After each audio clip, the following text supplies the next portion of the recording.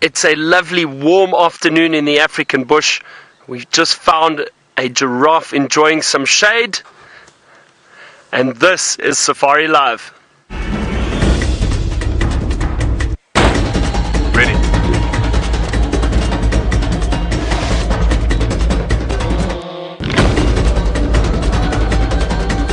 Standing by.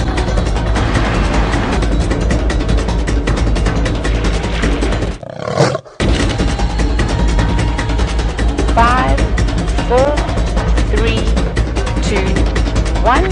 You are live, you are live. Good afternoon, everybody. My name is Byron, and with me on camera this afternoon is Senzo.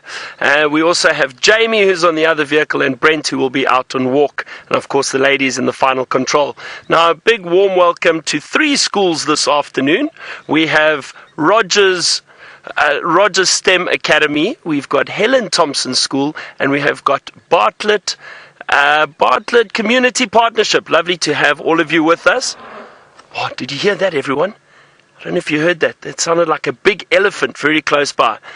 So don't forget, all the children in the school, ask your teachers to send us your questions, send us your comments. We love hearing from you, and I'm hoping to have a wonderful afternoon with all of you on drive. Now, we have got this beautiful big male giraffe very close to us, just standing enjoying the shade at the moment. It is a warm afternoon. It is about 32 degrees Celsius, and that's about 90 degrees Fahrenheit. So very, very warm. Lovely afternoon. And this is an old male giraffe that we can see. You can see he's very, very tall. He also looks a little bit darker. Sometimes the male giraffe get a little bit darker with age, the older they get. And you can see those little birds sitting on top of him. Those oxpeckers. Now they pick up the ticks and insects that feed on the giraffe, and that is why they are sitting on the giraffe and why the giraffe tolerates them. Very interesting to see. Now, I'm curious to where those elephants have gone. So there's a lot going on already. There's giraffe close to us, and then the elephant not far from us too. They're in the bush. I can't see them yet, but we will drive around. I'd love to show you this herd of elephant. It sounded like a big herd, possibly a family group, and maybe there are some babies there. And don't forget, we are completely live, everyone, so send us your questions, and we'll happily answer them. You might all just be starting your day right now, but it's afternoon for us, so our day is coming to an end here in Africa, and we're right in the southern part of Africa, down in South Africa, in the Greater Kruger National Park. And fortunately, we are able to show you all this wonderful wildlife. And what a way to start with this magnificent big giraffe.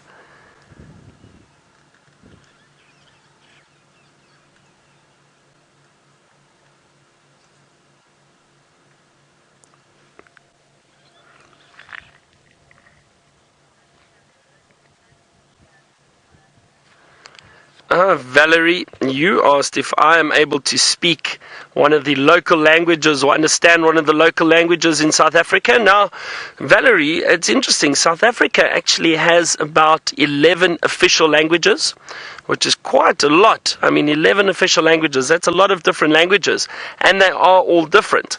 So I can speak, obviously, English, but I can speak Afrikaans, which is similar to Dutch. And then up in this area where we are, there is a language called Shangaan. I can speak very little of it and understand bits and pieces, but it takes a lot of practice. But I can kind of speak bits and pieces of it. My friend James, who's not on drive this afternoon, but he can speak it very, very well and understand it much better than what I can.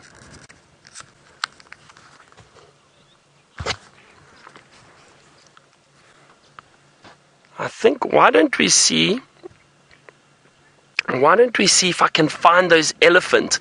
I'm going to have a look. I'm hoping they're going towards some water. That would be lovely to see. While I do that, let's head over to my friend Jamie, who is also on drive this afternoon. I'm on drive this afternoon and very much enjoying looking at the pretty clouds that are floating across the sky. But when there's so many animals to see, we don't have too much time to spend cloud watching. A very good afternoon to all of you and welcome to the Sunset Safari. My name is Jamie and this afternoon Craig is on camera with me. And I have a secret to tell you. Most of us call Craig Batman. He is actually Batman. A very special warm welcome to the schools that are joining us for this afternoon. Before I start the car, I'll tell you what I'm looking for. Apparently there was a big male leopard who is somewhere very, very close to the waterhole that's just over there. But now what I'm looking at is not a leopard at all. That's an antelope. There is an antelope that is looking at me. I wonder if the antelope knows where the leopard is. Hello, antelope. Where's it gone now? It's vanished. Oh, there it is. It's just poking its head out. That is a waterbuck. And a waterbuck could be a potential meal for our big leopard. Although I think on an afternoon like this afternoon, where it is well over 30 degrees centigrade, so into the 90s Fahrenheit, I would say that he probably doesn't feel like doing much in the way of hunting. Right. I'm going to have to do some concentrating around this waterhole to find the leopard. In the meantime, Byron has found the big creatures that he's searching for, and they're having a drink. We have indeed, Jamie. Look at this. We just found this herd of elephant. These are the elephants we heard, and they have come to the water for a drink. And as I said, it is a warm afternoon. It's still very hot here in Africa, even though we are meant to be moving into our winter months very, very soon, but it is still quite warm in this part of South Africa.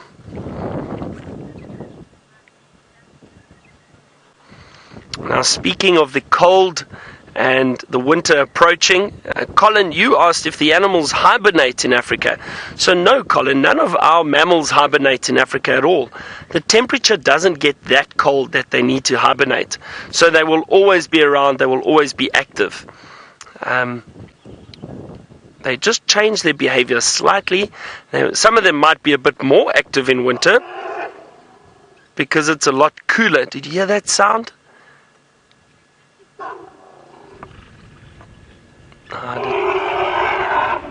Did you hear that amazing sound from the elephant? And now all that is a young elephant that is trying to suckle from the mother, not that little one, just off to the left.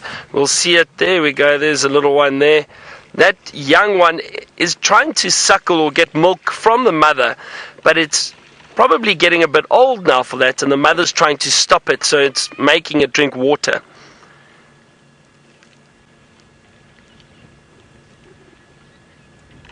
So that's why that young elephant was screaming at the moment.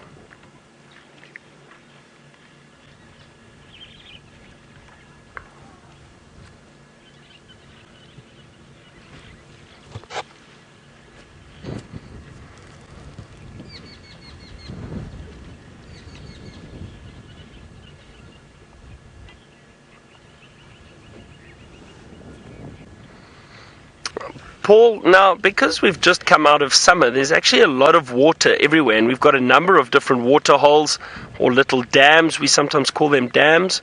But I would say on Djuma, this area that we are in now, there's probably 4 or 5 prominent water holes, so big little water holes. There are 3 that are the same size as this, I would say. And then maybe 2 smaller ones. But there is water all over. That's just in our little area. Then our neighbors, which aren't too far from us, they've also got some big dams. There's one really big dam that we see. There's some hippo on there, crocodiles. I'll try to show that to you at some stage. But that's very nice to see, a big dam. So there's a lot of water now in the summer because of all the rain that we had. But in winter, though, some of them dry up quite a bit. So you might only have 2 or 3 dams. So These elephants are starting to move away from the water now. I think I'm going to do the same and see what else we can find. But if you do still have any elephant questions, keep sending them in. And let's head to Jamie, who's just found what she was looking for.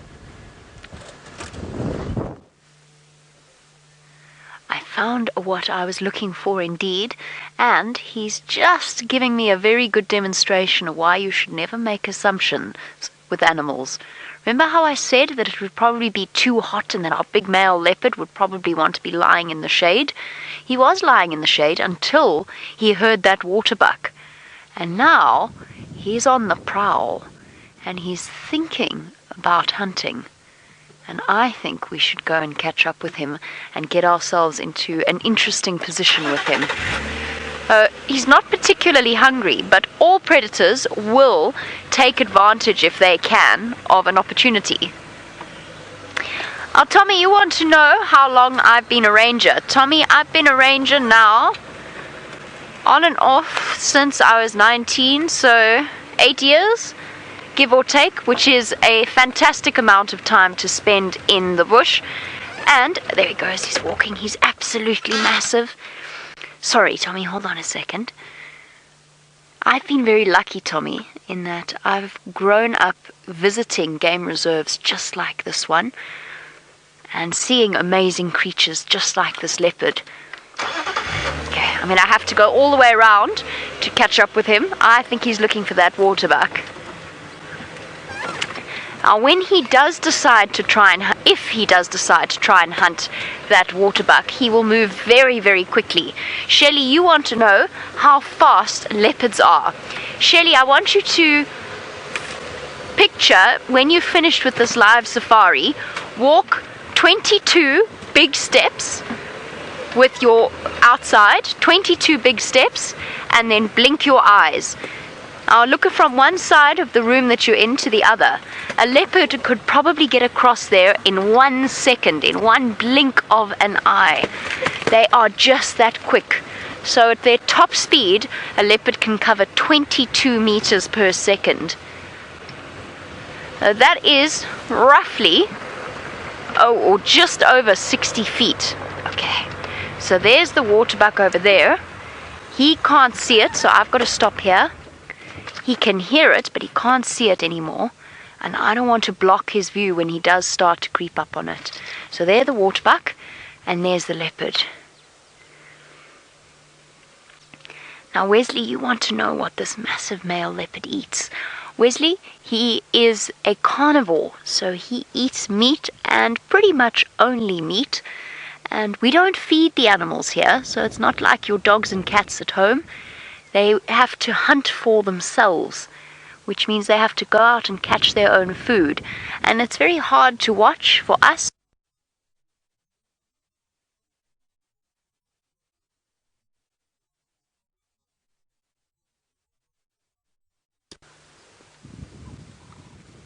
Huh. I think we're back. And there goes our leopard on his way to water. We're talking about what they eat. They have to hunt for themselves. And I wonder, he's going to try, I think he's going to try and creep and poke his head over the top of this waterhole dam wall. He's going to disappear.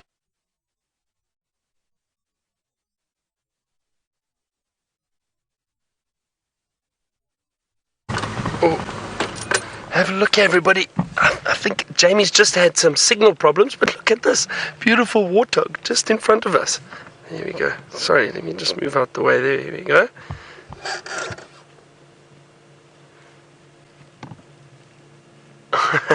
Just bumped into them along the road. Let's have a look if we can see them again. They're just hiding off here. The bush is quite thick at the moment, so it's difficult to see them if they run off. Let's see. Hold on. There they are, just walking through the thick bush. They might disappear soon. There were 2 of them, but there, I think they've just gone. Just shows you when the bush is so thick, the animals can disappear very, very quickly in front of us. So I'm not sure where those warthogs are going to go now. I'll probably feed on some grass in the thick bush, but It looks like they've disappeared.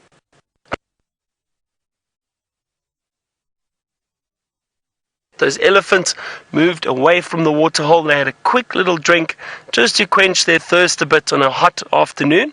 Now they're moving off and they'll go and start feeding again. Feeding on grass, feeding on trees, sometimes bark. They feed on any vegetation that we find out here. So that's what they'll be doing now. Let us continue. We're heading towards another little waterhole.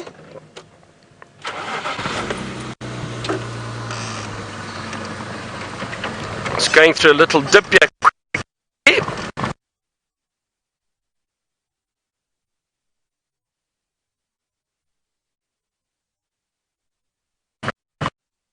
Do we get attached to any of the animals?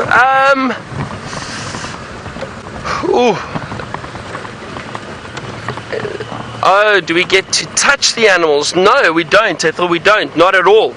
And these we can't touch them. And speaking of wild animals, there's another one that is wonderful to see. 2, 3, 4, 5, 6. Look at that, a whole herd of zebra. Gee, what a start to this afternoon. We're seeing so much. The giraffe, elephant, the zebra. There's some impala. You might even hear some hornbills close to us. They're calling at the moment. Beautiful birds. They're the impala.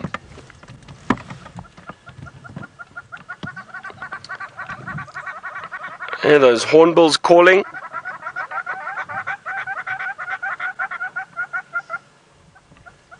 That's what you are hearing at the moment. But let's watch the zebra for a moment.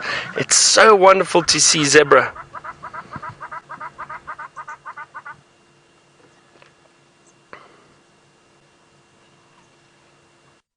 Now they also just went down for a drink. So as I said, it is a great idea to check these water holes on a hot afternoon, because you might have these animals coming down to drink just like they've done. So the zebra, the impala, the elephant went down earlier. So when it is warm, they do go down to drink. There's not a specific time of day animals will drink. It's whenever they feel thirsty and whenever they get hot, just like us.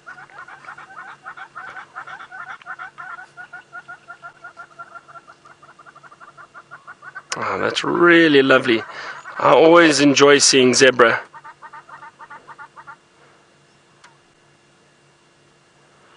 I wonder what some of your favorite animals are back home. Let us know I'd love to know what your favorite animals are, and we'll see if we can maybe find some of them. But while we sit and watch the zebra, Jamie's got that leopard who seems to be stalking. Oh dear, hang on. It sounds like she's in a bit of a tricky area. Just wait a few minutes. As soon as her signal's fixed, we'll go back to her and see that leopard and see what it's doing.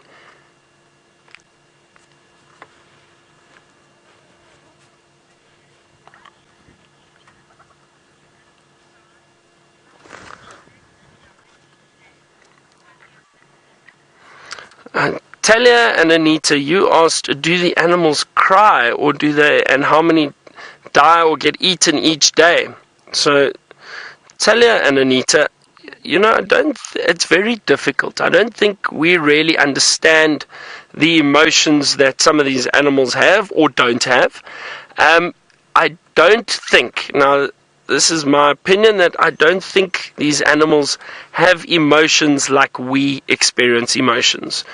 They possibly experience sadness, but it's not like we do. Like we get very sad or upset and cry, or if we are very, very happy, we laugh. It's different with animals. The other thing is how many die a day. That's very difficult to say. It's not that many. It depends, most of these animals, the herbivores will be attacked by the carnivores. So like the zebra's biggest threat, for example, would be a lion. Now lions are not always successful when it comes to hunting, so it won't be every day. But maybe 2 or 3 days, once every 2 or 3 days, lions might be able to hunt something. But it could be a small antelope, it could be a big buffalo, it could be a zebra, it all depends. So it's very difficult. There's no number of exactly how many die a day or how many get eaten a day. It all depends. At the moment, the bush is a great place to be because there's lots of water around, there's lots of food, so all these animals are very, very healthy. So very few of them will die from natural causes because they're all fit and healthy. The only thing that they would probably be threatened by is predators.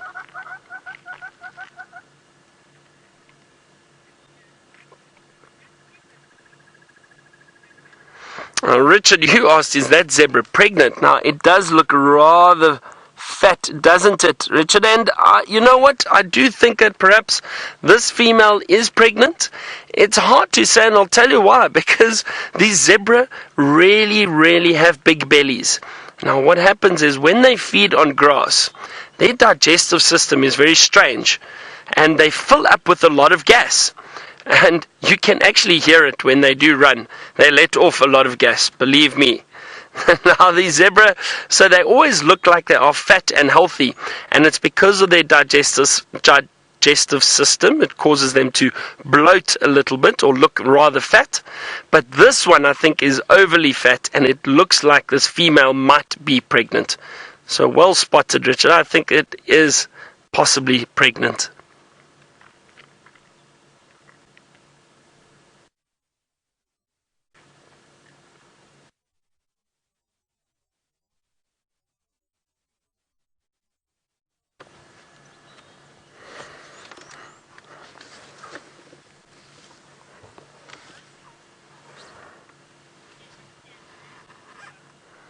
And Star, you asked, why do zebras stay in herds? Well, the main reason is for safety.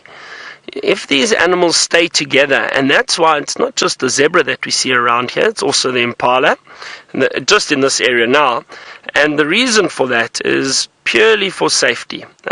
They all stick together, they can warn each other if there are potentially dangerous animals around, like lions or leopards, and they will be able to warn each other if there is any danger. But the zebra are also just generally herd animals. So you'll get family groups, you will have a male probably with what we call a harem. There will be a number of females that he looks after and protects. But the main reason is safety in numbers. When they're all together, the chances of survival are a lot better. They can warn each other if there's any danger and run away. That's the main reason these animals are in herds.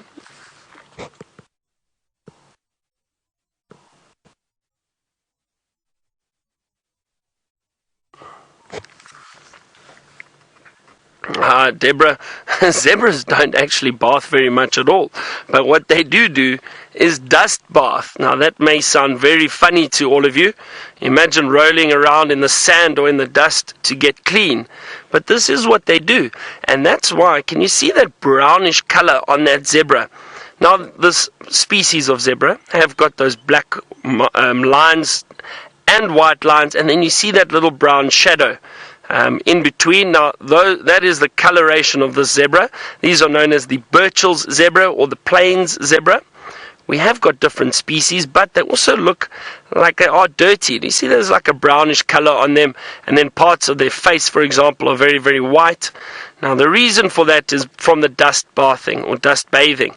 So what they'll do is they'll go and roll around in the sand or in the dust, and what that actually does is it helps get rid of the ticks and the fleas on them. So it is a way of cleaning themselves, but not like we clean ourselves. They don't have to go roll around in water and wash themselves or bath like we need to. So a different way of keeping clean, which is interesting.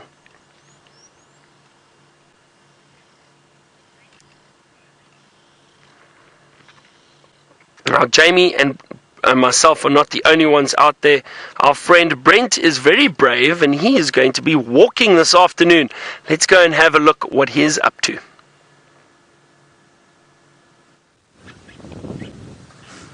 Hi guys, my name is Brent. I got Fergus on camera and we got Herbie tracking with us. And we've got a big herd of gnus. Well, that's one of their names. They're called the brindled gnu or the blue wildebeest, and aren't they funny looking creatures? Now, you can see them there. They're not too worried about me. They know I'm not fast like a lion or like a cheetah. So they know I can't get to them. And also, what I'm doing is I'm displaying something we call non-predatory behavior. Now, what that means is I'm not stalking them. If I had to start stalking them, they would run away. But at the moment, they're just watching me, making sure I don't come too close. Now, I know there's something you guys are going to find really gross.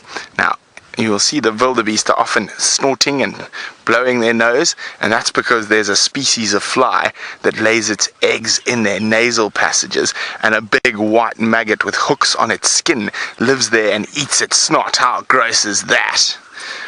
And it's called a bot fly, and so the wildebeest are often nodding their heads and sneezing to try expel those bot fly larvae from in their noses.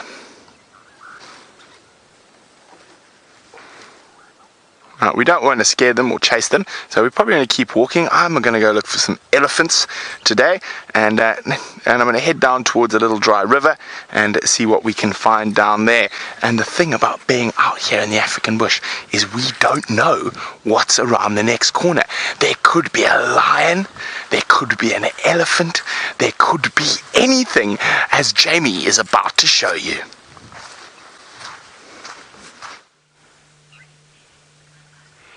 Indeed, they could be anything, like a leopard hunting at the hottest time of the day.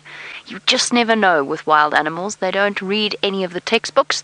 They don't necessarily follow every rule. They follow their own rules. And in this case, despite the fact that he's got quite a full belly, this particular leopard is still just trying to see if he can sneak up on those waterbuck.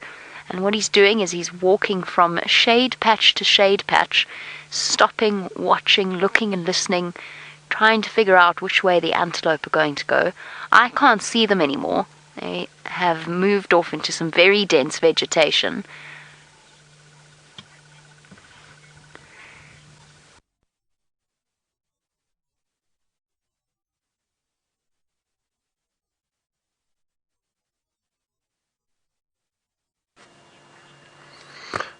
And it seems like Jamie's got a little bit of issues with the car. We will get it fixed, don't worry everyone, but we're still sitting with this beautiful herd of zebra. And I wonder if some of you have sent in your answers as to what your favorite animals are.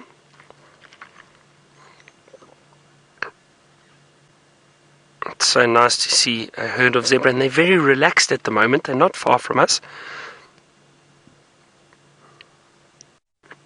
They might even walk a little bit closer. So they had a lovely drink of water, and now they're looking for some grass to eat. That's a young one, a foal, zebra foal.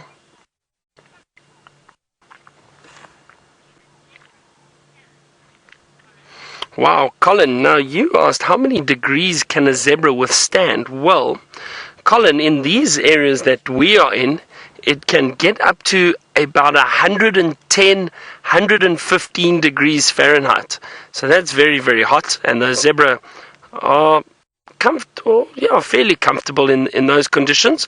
What these animals do is they may go and stand in the shade of the trees when it does get that hot.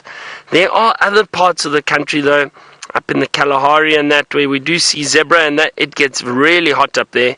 It might even get to about 120 degrees Fahrenheit, very, very hot, and they still manage to survive around there. So it does depend. As long as there's food and water, these animals adapt to their surroundings or to the heat and the cold very, very easily in Africa. But that is very, very hot. But like I say, they will go and stand in the shade, and they will protect themselves from the sun. Mary, so the zebra are considered to be prey species. Now, the difference between predator and prey, the main difference is that predators are animals that hunt for their food. So animals like lions, leopard, cheetah, wild dog, hyena, those are all predators. Those are considered predators. They need to hunt for their food, and they are generally considered carnivores. So they eat meat. The prey species are usually the herbivores. That means they eat grass or plant material. So like the zebra, you can see them feeding right here. They are eating the grass. They do not eat meat at all. They don't hunt for food. they are considered prey species. That's the difference between a predator and a prey. So all the antelope that we see around here, the giraffe, the buffalo, zebra, all these animals are prey animals. But it doesn't mean that they're always easy to hunt. Even lions struggle to hunt them at times. So it all depends. Now, Talia, you asked, do the zebras have a mating call? Not necessarily a mating call, but they do have an interesting call. They, I can't do it. I'll try my best. And you're not allowed to laugh, everyone. But the zebra call, it sounds like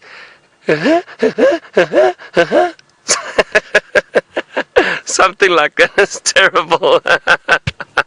Yeah, well, you'll have to try and Google a sound clip of a zebra. Mine's not very good. But they do have a call. It's not necessarily a mating call. It's often just when they communicate with each other, or if they are in danger, they will give that call to warn each other and to run away. And they're still standing here.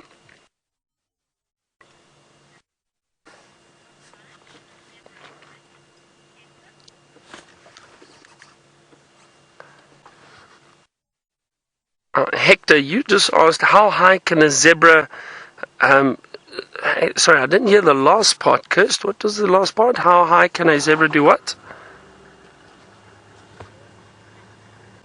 Spit. Well, Hector, I'm not sure, actually. I don't know. It's... That's a good question. I don't know. I've never seen a zebra spit.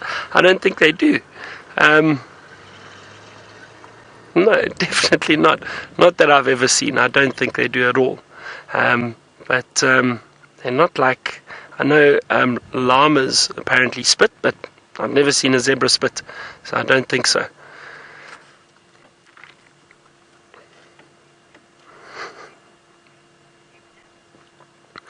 Okay, now I think I might just leave the zebra now and see what else we can find.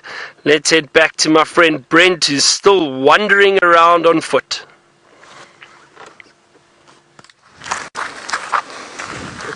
Okay, we are coming up towards a waterhole, and I've seen some elephants on the other side of the waterhole, and you'll see Herbie, our tracker, with us. Okay, so the elephants are just over there. Now there's a nice strong wind coming towards me, and we're going to try to sneak up to them. Now I'm pretty sure what Herbie spotted is a monitor lizard. Yeah, I see him there. Okay. So we've spotted a lizard, a little monitor lizard. So Ferg, if you see the bottom branch coming out, there's a little branch that comes out from behind it. Right on the edge of it. It's a tiny little monitor lizard. Oh. Sorry, Ferg, cancel. We've got some elephants right next to us. That's why you got to be careful out here. You never know what's going to happen. Now, we've got to be much more careful. We're looking at 2 elephant bulls. This looks like a nice breeding herd. There's a young female there. So we've got a nice high ground. We've got an escape route, so we're fine. If we're really, really lucky, these elephants are going to come over and go start having a drink and maybe a swim.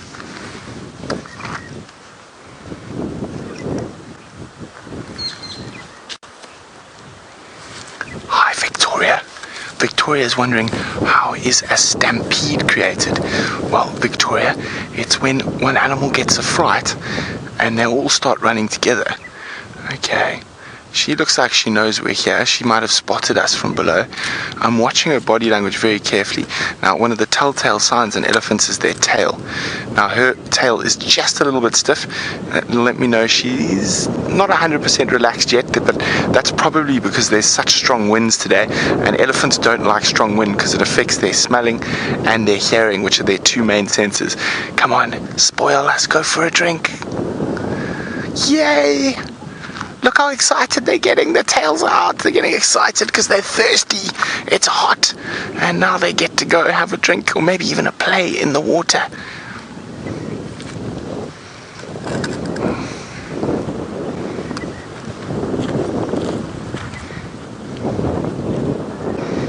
There we go. So it's a young female and what's possibly her calf. Hi, Aubrey. Aubrey is wondering how many babies does an elephant carry at once? Well, Aubrey, normally only one, but very rarely will they have two babies. Oh, here we go. They might be feeling a little bit uncomfortable, so they might move all the way around to the other side of the water hole, which suits us perfectly because the wind is perfect for us. Now, the other things they might be doing is they might be tracking those other elephants we saw. So watch how their trunks are going along the ground, and they're probably sniffing where another elephant's been. It could be those ones we saw in the distance, so they could have lost their herd and they're just trying to find the rest of the herd again, and they're using their nose to do it.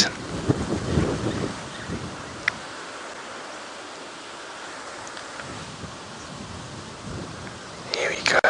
Now, we're not going to try get any closer to those elephants. They're already looking a little bit unrelaxed, and the wind is very, very strong. Now, Trenton is wondering, do elephants have a mating call? No, they don't, Trenton, but elephants will only breed when they are in heightened hormonal stages. The female's heightened hormonal stage is called estrus, and the male's is called must. So they won't breed unless the male is in must and the female is in estrus. Now, I want to listen very carefully because there could be more elephants coming from behind. It's not uncommon for elephant herds to split into multiple different groups while they're feeding. Now, so it looks like they might not be joining those other elephants we saw. The other elephants I saw looked like two bulls, which is generally much safer to approach on foot. And those other elephants are heading north, well, northwest. We're going to try sneak around, see if those bulls are still feeding in the bush just up ahead. Wasn't that exciting?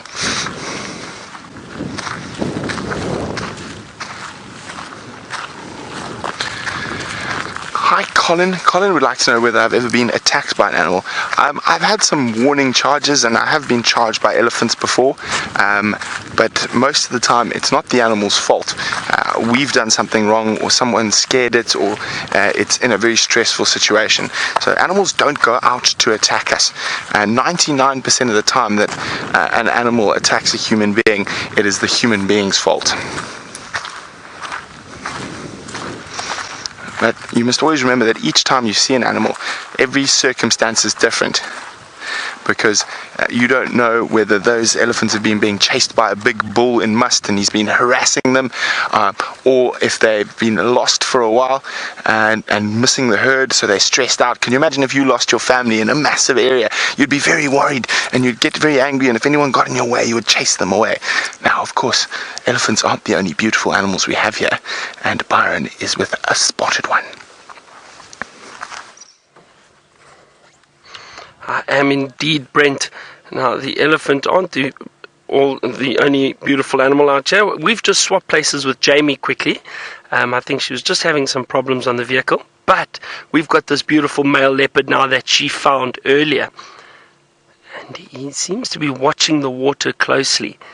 He's very clever, because, as you've seen, we've seen a lot of animals coming down to drink. So maybe he's looking around to see if there's something that he might be able to catch. So that's why he's sitting in the shade. He's got a perfect spot there. He's in the shade, so it's nice and cool.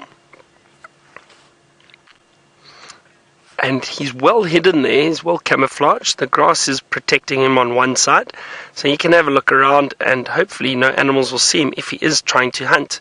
Now, Valerie, you asked how long can a leopard last without food? Now, Valerie, it's difficult to say. I suppose if they have water, maybe 2 weeks without something substantial to feed on, but then you'll see they'll start losing condition very, very quickly. Usually leopards will go 2 to 3 days between meals. It all depends though. They are very opportunistic, so if there is food around, they will try and hunt. It doesn't matter if they're hungry or not, because they never know when they're going to get their next meal. So generally, maybe 2 or 3 days between each meal, but then they will try and hunt again for sure. But if they've eaten and they find an impala the next day that is easy to hunt, they will definitely go for it, even if they are quite full. Isn't he magnificent? Ah, he's such a beautiful big male.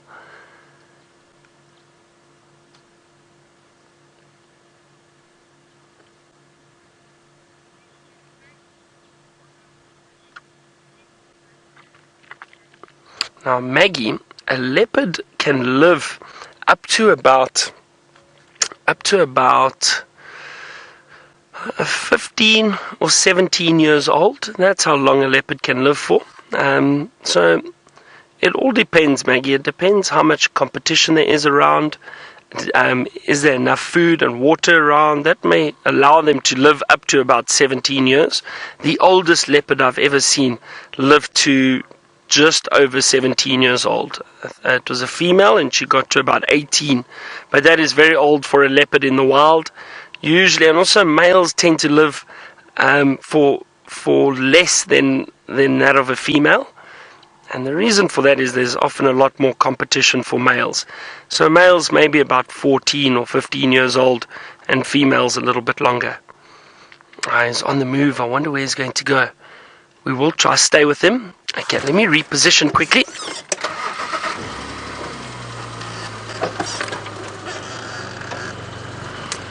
Alex, leopards can climb trees very, very well. They are known for climbing trees. Now, the amazing thing which leopards do is if they do manage to hunt something or kill something, they will actually carry it up into the tree. And the reason they do that is to keep it out of reach of other predators like hyena or lions.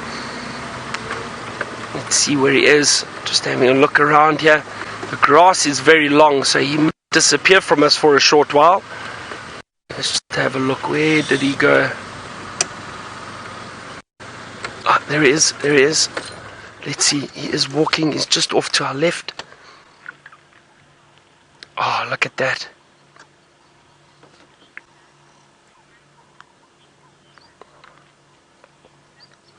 Alita, sometimes the animals do come close to the vehicle. We do have to be careful, but fortunately, most of the animals are still very, very cautious of the vehicles. They don't like the cars very much, so they don't come too close. But the other thing, Alita, is, and the main thing, is that we just have to be very respectful of the animals. That's the most important thing. Have to be respectful, have to be careful.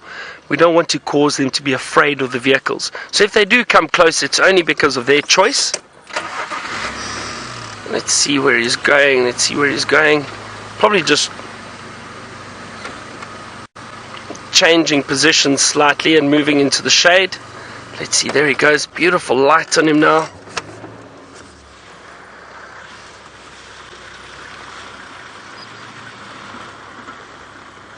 Alright, Caroline, the leopards are indeed born with their spots.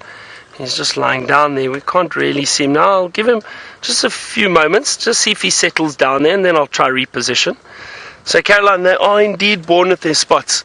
They completely spotty when they are born, but the spots aren't very, very clear. It's actually, they're a little fuzzy because they are so fluffy when they're born. But then as they get older, those spots become much clearer on their skin or on their coat. So you do see it changing as they get a bit older. But the first few months of a leopard's life, those spots aren't as clear, but they are definitely there. And then as they get older, like this big male, those spots become very clear. Give me a second. It looks like he's just laid down. So let me move forward slightly, and I think we'll have a nice view of him.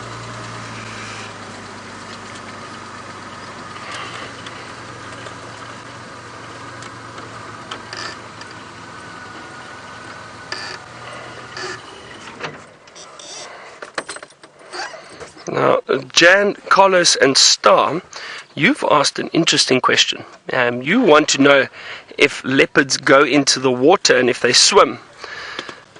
Now, most people will say no, they don't. They don't like the water, and they generally don't. However, I have seen leopard in water before. If they really have to, if they need to cross a river perhaps, they will swim across. And also, if they are possibly hunting something, if they've chased something into the water or catching something in the water. Leopards, I've seen them try and catch fish in water before.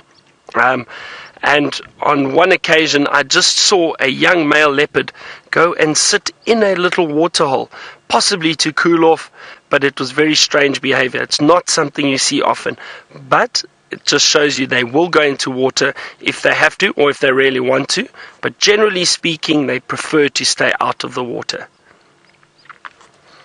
And that's the thing about the bush, is you never know what animals will do. Their behavior changes constantly. There's never a set rule as to how the animals behave.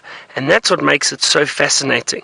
That's why I love doing this, because even though I've been doing it for many, many years, I still see things which I've never seen before or I've never read before.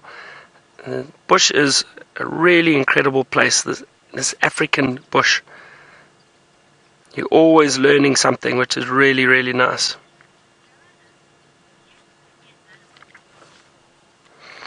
Joanna, if I could be an animal, what would I be? I would choose to be a honey badger or probably an elephant. Now, some of you might be asking what a honey badger is, and I'll show you a picture. It's my favorite animal. And I'll try to find it for you quickly. And there we go. That's a picture of a honey badger. Let me just show you that quickly. That's what that is. Just over there. Look at that cute little creature. So that is a honey badger. And that's my favorite animal. I love them. They're very, very fierce little creatures.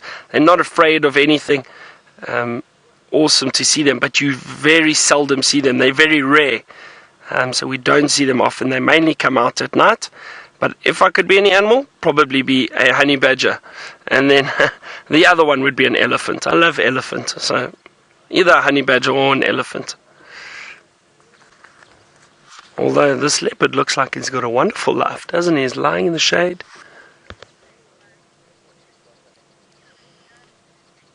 I'm just listening out. I could hear some birds calling in the distance. I don't see anything though. I'm just listening, but what a wonderful, wonderful drive, or start to the drive. And I'm so glad that all the kids from the schools could join us for this. We've seen so much, from giraffe to elephant to zebra and this beautiful leopard. I hope all of you have enjoyed it.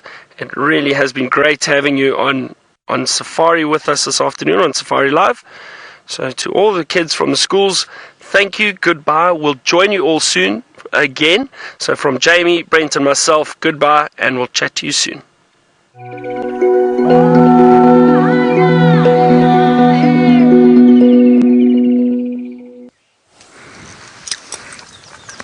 Well, I've come up to the top of a termite mound. My name is Brent Smith, and welcome to your live African safari. And I said we saw some big elephant bulls from a distance. Then we had that cow and calf sneak between us. But our aim has been to track this big elephant bull. And we've managed to get a little bit closer to him. He's still in the quarry thickets at the moment. You see him there. You can just see his ears constantly flapping, keeping him nice and cool, pumping nearly 9 gallons of blood through those ears at a time. Now, there were 2 bulls earlier, so before I move, I want to make sure I know where the other bull is as well. I've got an idea, and what's probably going to tell me where the second bull is my ears. Now, the wind is almost perfect coming from him onto us. But what I'm doing is I'm checking carefully the ground around here. I'm seeing if there is a good, safe approach. I'm starting to wonder, I just want to see if he moves, because he might come into this little dry river system that's next to us and move down towards us. And if he does, we're in the top spot at the moment. But at the moment he's sitting there. The other bull I can hear a little bit further to the northwest. So he's nice and relaxed from his body language. There's no sign of him being upset. The ears are flapping. He's just continuing to feed. So let's go sneak a bit closer.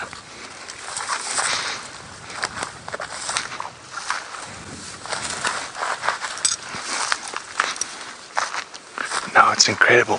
Now that I'm down here, I can't see him at all. I can hear him feeding.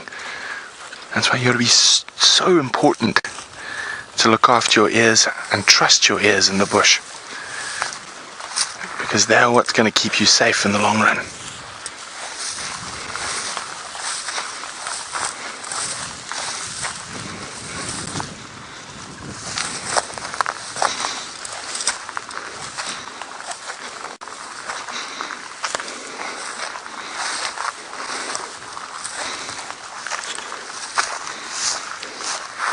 If you don't listen to your ears, you might end up like this buffalo.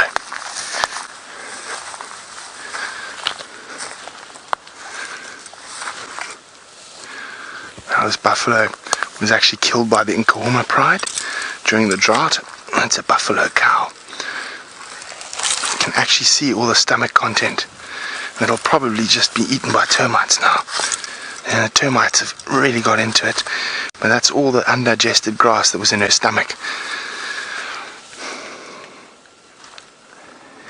Poor buff.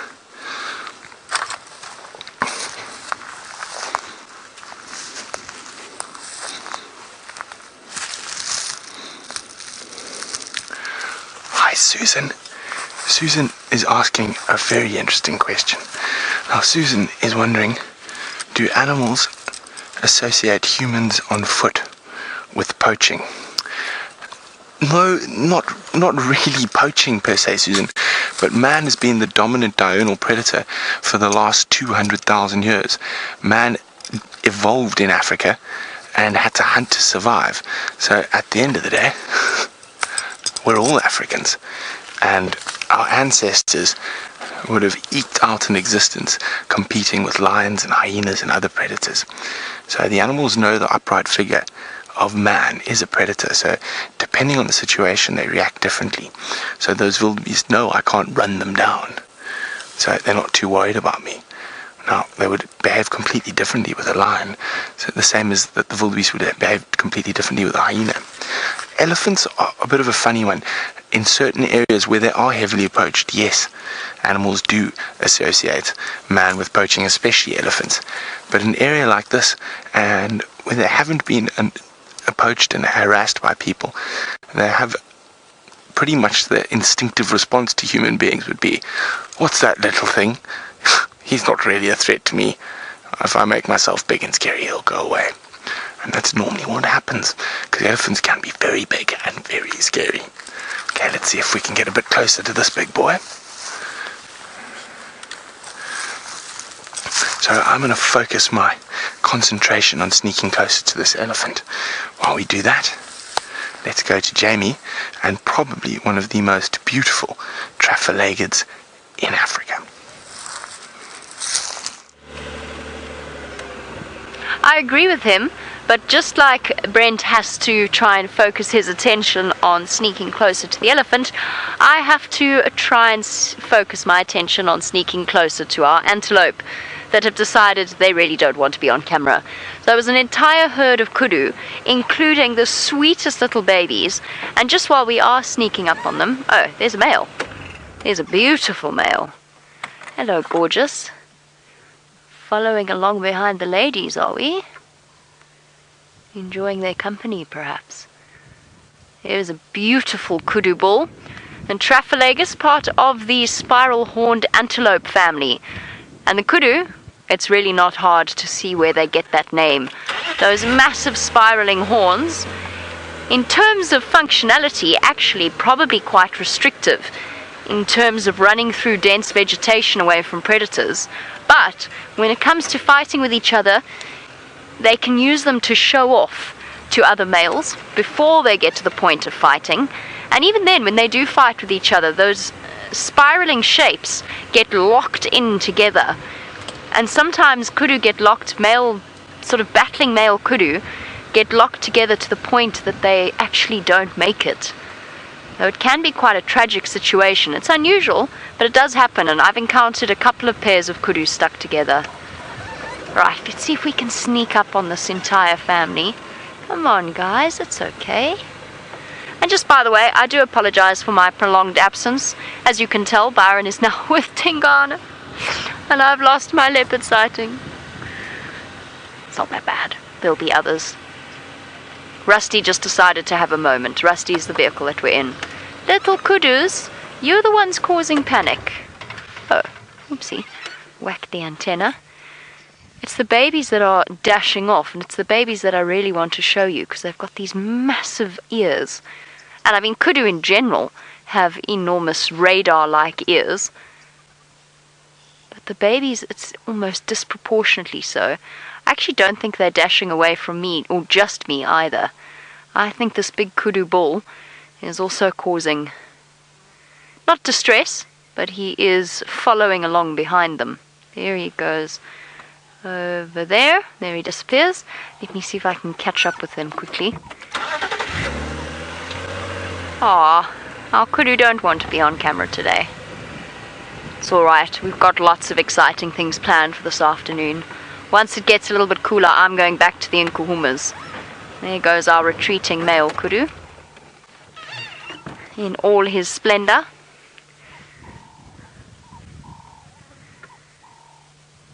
There you go, see what I mean? Having to duck his head down.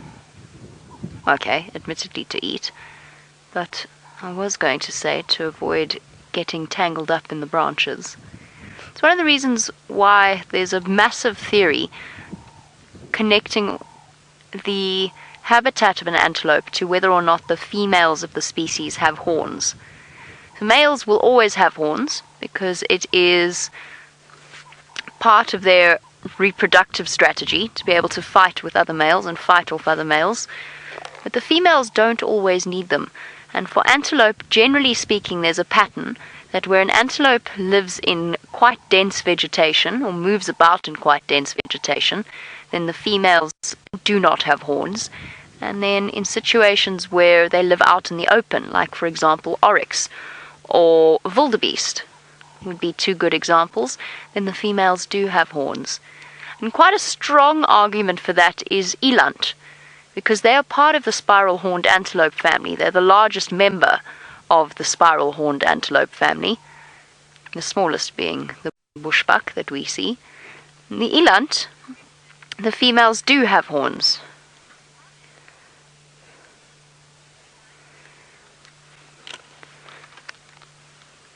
Did I hear oh hi bacon? Did I get that right? Was that oh hi bacon? Oh hi bacon! Hi bacon! You want to know whether or not the kudu are as tall as moose.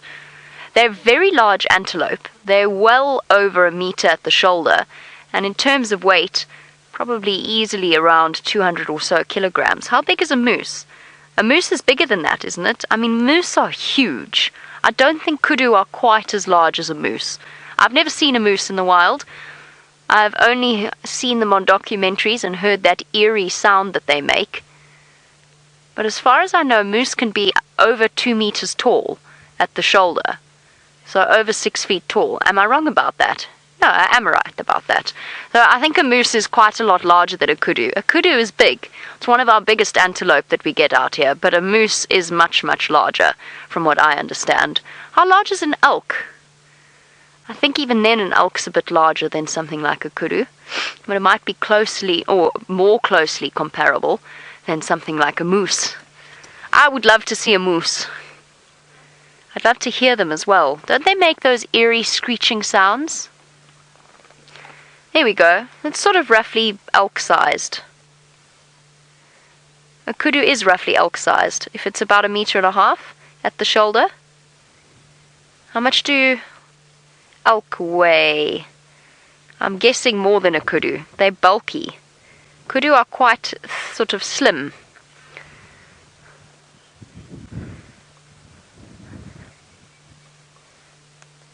I think that, the biggest a kudu is going to get, a big kudu bull. A big kudu bull is around about 250 kilograms, if I remember correctly, which is just over 500 pounds. So that's still much lighter than an elk. A big male elk apparently is over 300 kilograms. So there you go. Just to give you a comparison, they're big antelope, but they're not as large as elk or moose. Now, that leads me to wonder, what would they be comparable to? What would be a rough kudu-sized equivalent? White-tailed deer? White-tailed deer are probably a bit smaller.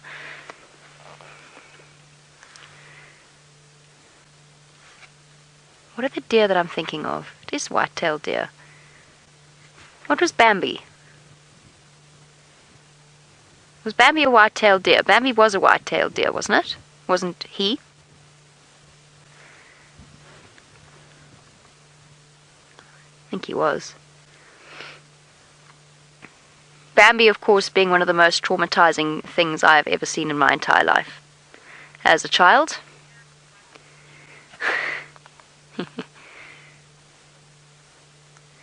But now, okay, so white-tailed deer are slightly smaller, would be my guess. And elk are slightly larger, so kudu are somewhere between white-tailed deer and elk. Yeah. White-tailed deer are definitely smaller than kudu. I'm asking this as a question to all of you. What would be a sort of an equivalent? As a kudu is quite a tall antelope. I would say 1.5 is around about right for shoulder height, 1.5 meters. Their shoulders must come up close to underneath my chin, so that would be exactly right.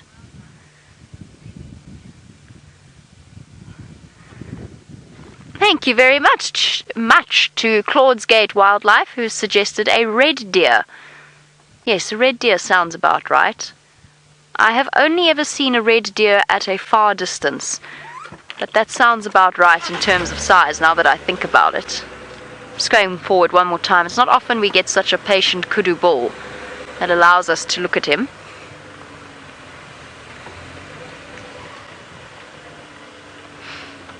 Goodness, or not.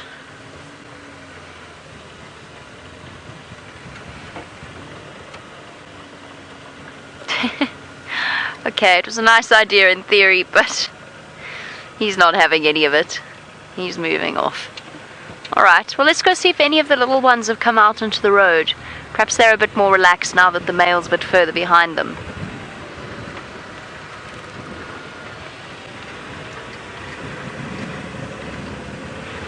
And while I search for young kudu calves, let's go across to something that they definitely would not want to meet in a dark alleyway.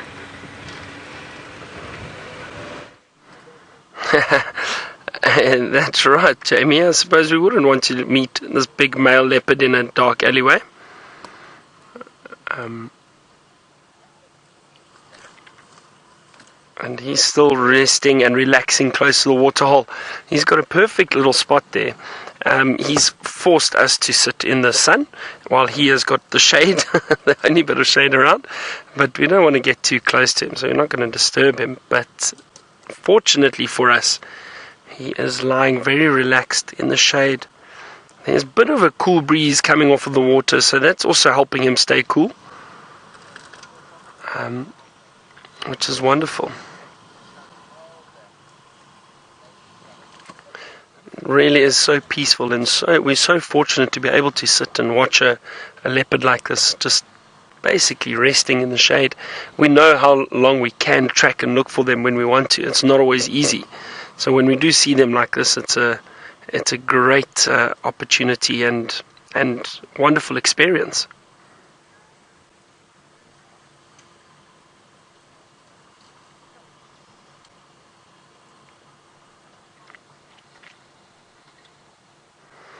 There was a waterbuck which was heading in this direction, but I think it realized that this leopard was here and moved away quite quickly, even though I think a waterbuck might be a little bit too large for this leopard, but you never know. And I think Jamie actually showed you how Tingana was watching the waterbuck earlier, but I think that waterbuck knew this leopard was here and moved away.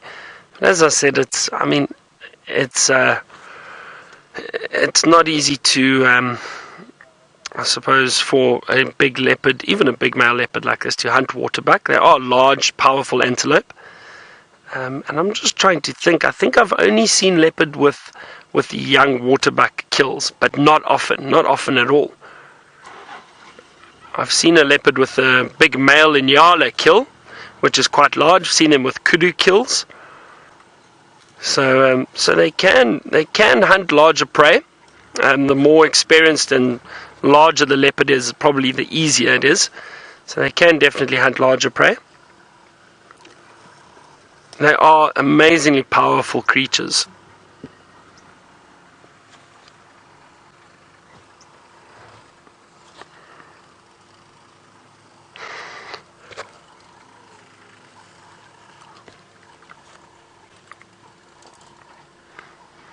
James and you say it'll be pretty impressive to see Tingana bringing down a Waterbuck. It would indeed. I think it would be quite a struggle, but I think you would be able to do it. Just like I said, I just know these big cats, these leopards are pure muscle. It really is amazing.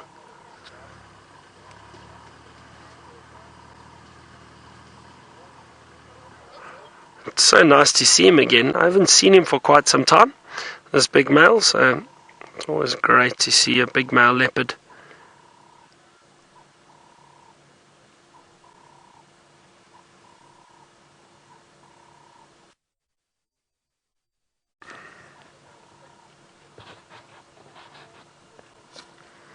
And you can see, even though he's resting, his head is still up, he's still scanning the area, he's still very, very much aware of what is going on around him.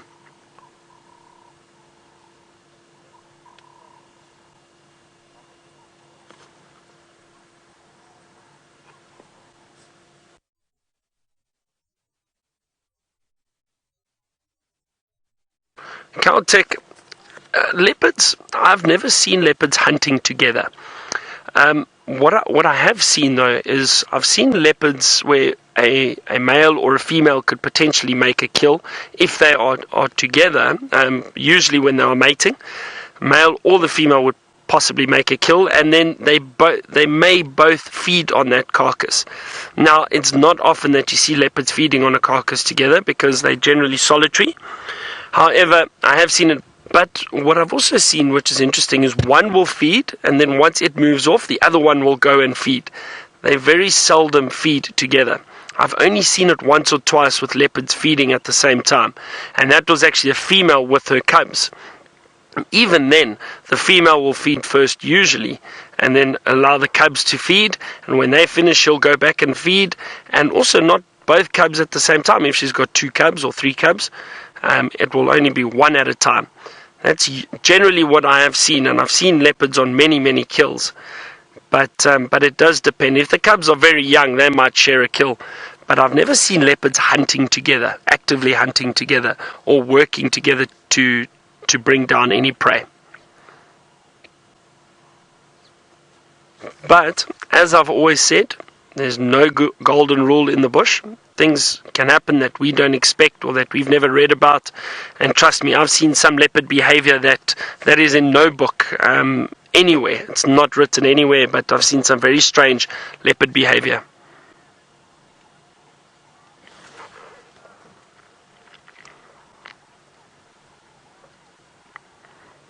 Beautiful pattern lying in the grass.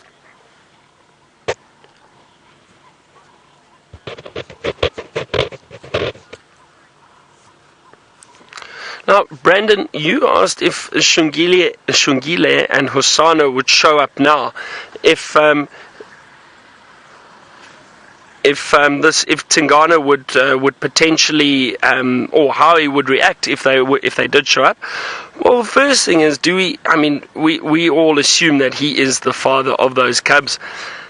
I think initially there will be a very nervous reaction from the 2 younger leopards because this is a big male, and he might not react in a way that they would like. He might be a bit aggressive, but he also might recognize their scent very quickly and possibly tolerate them close by. I don't think he will allow them to come really close to him and rub up against him or anything like that.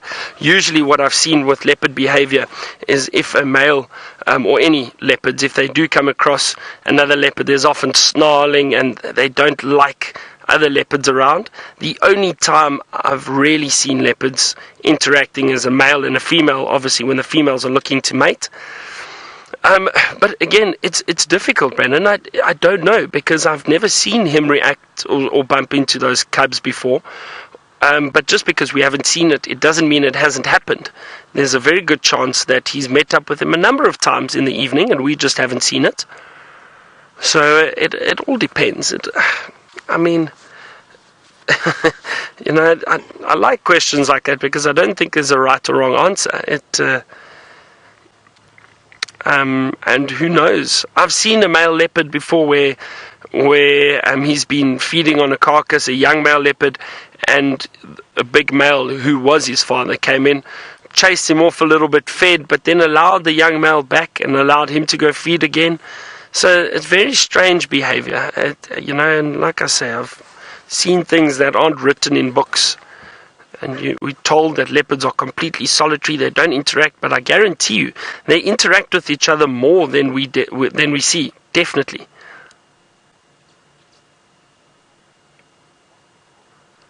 But it would be interesting if those two did arrive. What would happen? No, I'm going to sit with this leopard a little bit longer and see what he gets up to. It sounds like Brent is taking time out to reflect.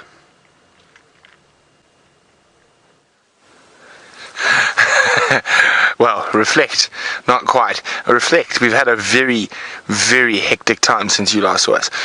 We were sitting, watching that elephant bull. He was still in the thickets, and we did a bit of a hot two-step between about 30 elephants to try and get to Galago Pan.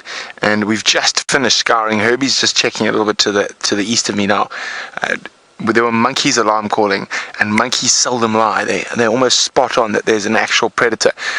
There is a slight possibility they could have been alarming at a martial eagle, but it didn't sound like it to me, and it also sounded like they were sitting high in a tree. If they were alarming an eagle, they'd actually be lowered down to the ground. And we were just hoping that there was a predator here. And literally the bush has gone quiet now. There's some noisy long-tailed shrikes. I can hear the guys getting the fireplace ready for tonight at Galago Camp.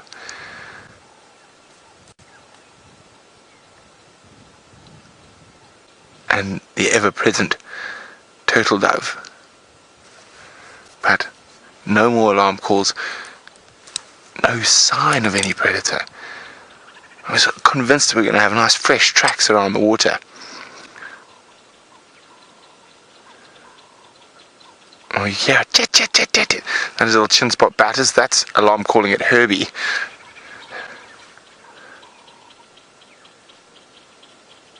Oh, what happened? Where did they go?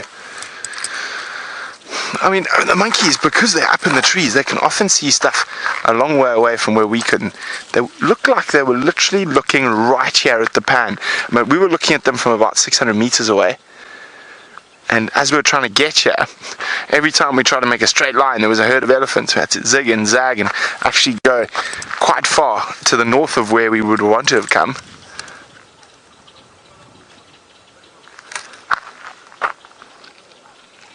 And there's another batis alarming over there. I think let's go have a look there quickly.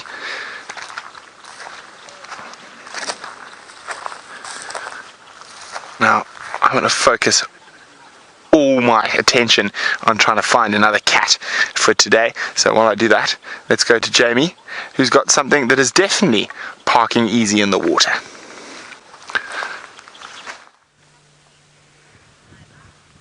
Definitely no cats here, but there's not one, but 3 hippopotamus and a Buffelshoek Hook Dam. And I've arrived here. I was actually going to go and help Brent follow up on those alarm calls, and I might still do that. But I arrived here just because I thought, well, it is bakingly hot this afternoon, so perhaps there might be some elephants coming for a bit of a swim. Hello.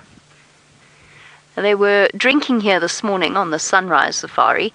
I was hoping that they might have decided to return, and enjoy a little bit of time in the water. And elephants love to swim, much to the chagrin of the poor hippopotamus in the water holes, because very often, especially if it is a bull elephant, they'll actually make a game of harassing the poor hippos, which seems most unfair. But they'll go and they'll sort of duck down into the water and try and find them and chase them around the water hole.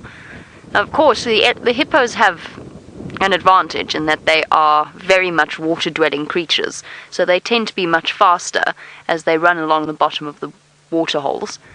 But it must be quite traumatizing for them, and I've seen them, particularly on cheetah plains, do it. And the elephants get themselves all worked up and try and chase them, and then they get onto the side of the water hole and then try and charge the water to intimidate the hippopotamus. But that's not what's happening this afternoon. This afternoon, our 3 hippo can enjoy the piece of Buffelshoek Dam all to themselves. They don't have to share it with anybody.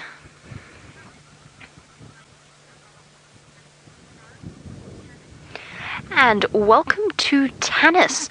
Speaking of aquatic creatures and, of course, alarm-calling monkeys like the ones that Brent is following. Oh, a bit of irritation there between the hippos, getting into each other's space. One got a little bit of a headbutt. Nothing serious. When hippo do really fight, sorry Tanis, hold on 1 second. When hippo do really fight, they do so with serious intention. And they can cause, probably one of the only animals that is capable of causing another hippopotamus injury is a hippopotamus. Oh, excuse me, that took me by surprise. I'm sorry, I was answering Tanis's question.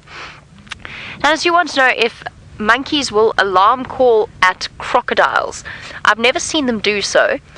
The only time that they might actually show alarm is if they've gone down to the water to drink, and generally speaking they'll try and avoid large water holes. They'll try and drink from puddles and so on. It's an impala, right? It's not a... I think so too. Let me try and grab my binoculars ever so quickly. I think it's just an impala. You never know. No, it's an impala. That body language. As soon as it leant down, could see that it was an impala. It was very far away though. The only time I think that a monkey would really alarm call is if they went and drank at the water's edge, and if a crocodile tried to make a grab for one of them. Then I think there's a possibility that they might alarm call a few times. But really, they're only interested in alarm calling at creatures that are capable of doing them harm. So cats, leopards and lions, they'll alarm call at lions as well. They don't seem to distinguish too much, because it's only really a leopard that's going to be capable, provided the monkey can get into a tree, it's only really a leopard that will be able to try and follow them up and actually catch them in a tree. They don't alarm call for wild dogs, so I don't see any reason why they would alarm call for a crocodile. I don't think it's very likely, unless it was in that scenario that I described. Hippo don't particularly like predators either, and I've seen a few occasions where lions or leopards have been charged by hippo in the water. Basically kind of like elephants, I guess, because the hippo knows it doesn't really have much chance of catching them, but they just don't appreciate the presence of predators.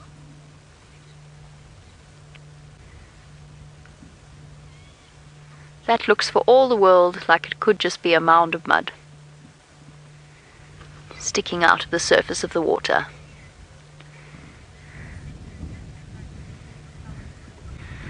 And welcome to our beard. While we look at one of the man-made water holes, our beard, you want to know if there's any rivers than the Kruger that will run all year long. Obviously, it's very much dependent upon the year itself, but there are a couple of big river systems that will always have water in them, and that will be the Sabi River, the Sand River, and the Olifants will also.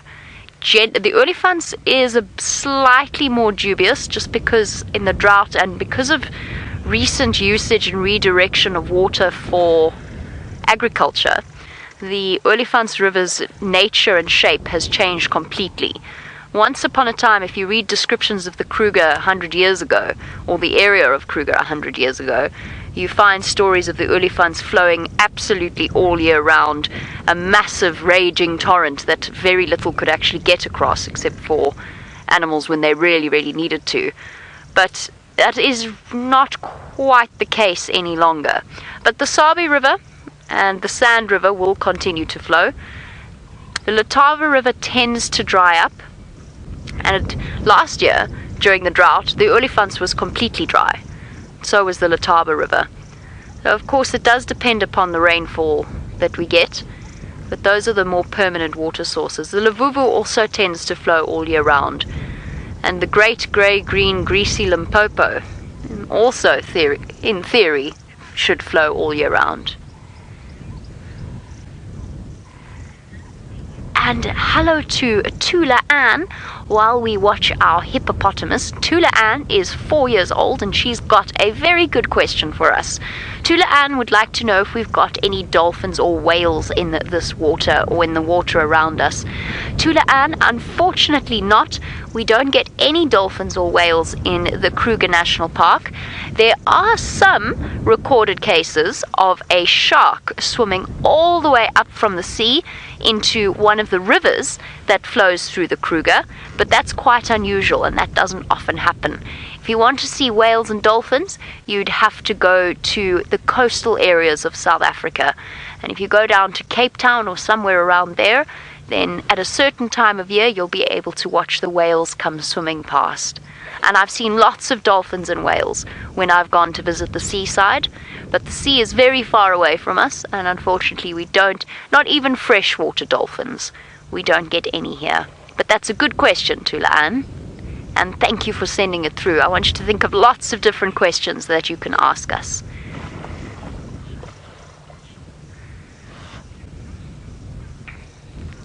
While we leave one of our only aquatic mammal species, let's go across to Tingana, who is also stalking around the water's edge.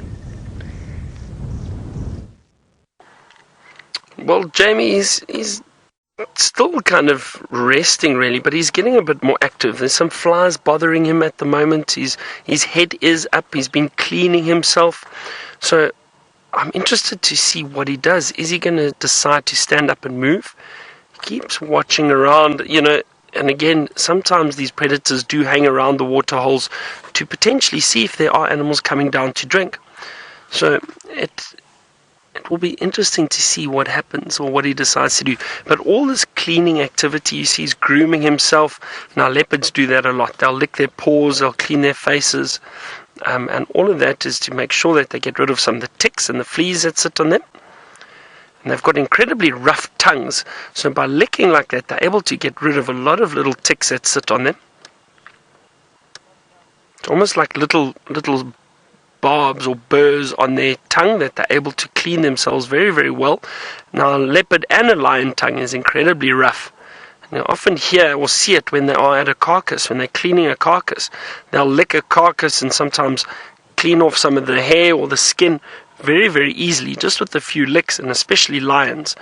But leopards will do this type of behavior just like lions do to clean themselves. However, leopards need to do it a lot more because they don't have anybody else to clean them, whereas lions will groom one another and clean one another. In a pride, the leopards being solitary, they've got to do it themselves.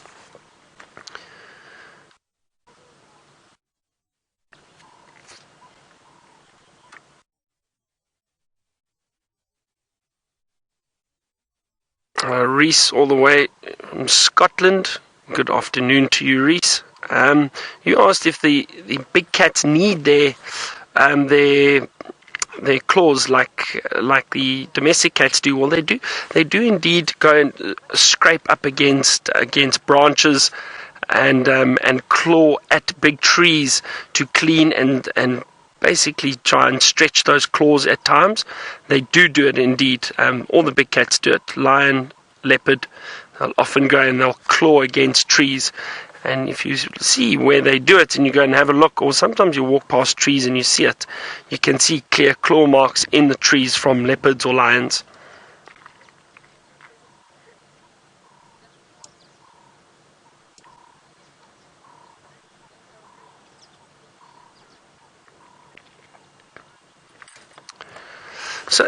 Ellie, that's an interesting question. So I think, it's...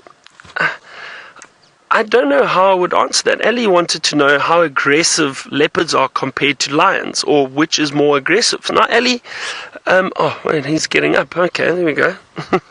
No, let's see which way he goes. There's actually a cool breeze now, some cloud cover, and he's heading towards us. That's great. So, Ellie, it's very difficult to say which is more aggressive because, and I've tracked leopards and lions many, many times for years on foot. Touch wood, I've never actually been charged by one of them, not yet. I'm sure there will be a point at some stage where one of them will decide to charge me. I've had a growl by a leopard once or twice, and I've been growled at by lions twice, I think. But that's to warn me that they are there. We backed off and it was fine. I haven't actually been charged by them yet. Now, whether one is more aggressive than the other, I don't know. I think what happens is if the animal feels threatened in any way, they will act aggressively. Well, actually, one of two ways. They will either choose to run away immediately, or they will growl and act aggressively. To be honest, I'd probably choose a charge by a lion before I get charged by a leopard. Just a leopard is so fast and so agile, and I don't know, a leopard actually, I don't want to say scares me more than a lion. How do I say this? But I'm more cautious of a leopard than a lion, if that makes sense. However, I'm not saying I'm not cautious at all when it comes to lions, but I would probably prefer a charge from a lion than a leopard. Whether a leopard's more aggressive than a lion, I don't know. I've just heard, stories of people that have been attacked by leopards, because I've just heard stories how aggressive they can be and how much damage they can cause. But again, it's people being silly, people getting too close, possibly not listening to them. If they're injured, if they've got cubs, both lion and leopard will be aggressive. So, don't know. But if I had to choose, I'll choose the lion before the leopard. Yeah.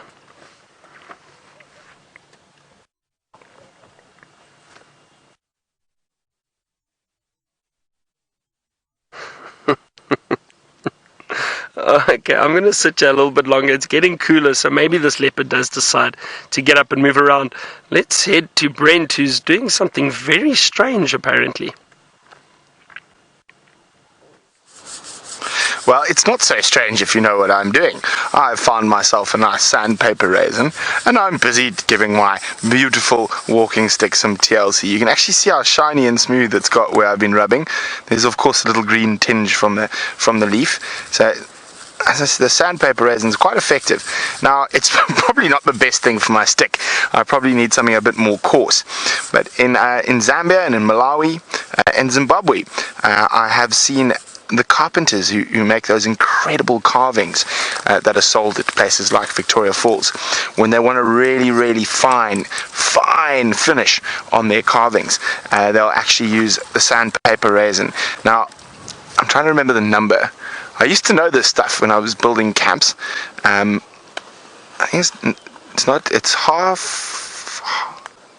it's 0.5 of a millimeter, if I remember the measurement of it.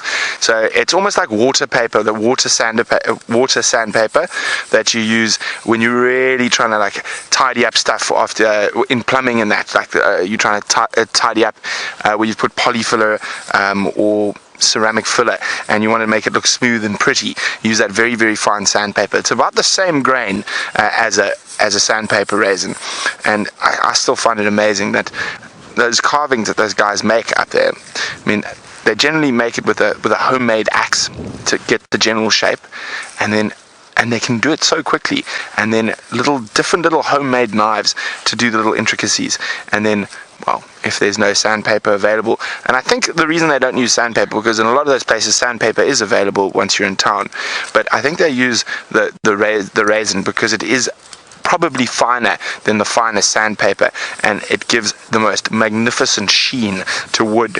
And probably you find there might be something also in the sap of the leaf that helps. I mean, you can have a look how that is shining now, and I mean the sun's gone behind a cloud, but this section that I've been polishing, is so shiny if we compare it to a section I haven't polished there.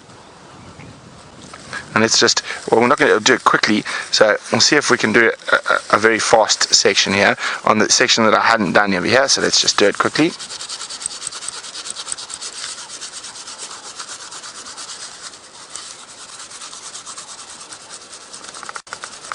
See, look at that.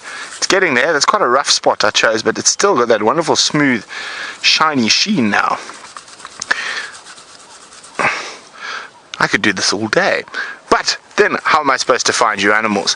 But I thought some of you might find it quite interesting that you've got sandpaper out in the bush, and you have different types of sandpaper. So you do have leaves that are far more coarse than this one. Now, we're still in the area around Galago Pan. We've moved into the little river system, and you can see I'm sitting under some wonderful Timbuti trees, and we're just hoping to hear another alarm call. We heard some Franklin's alarm calling, but as that happened, overflew an African hawk eagle. So probably not the cause. So we've checked this little river system. We're going to head back towards the pan now and then start making our way towards Galago Shortcut. I think there's a possibility that there could be an Nkahuma lioness around here, because there were only 2 with the cubs this morning, so the pride's quite scattered. So there could be a lioness looking for the rest of the pride around here. So why don't we go see if we can find her?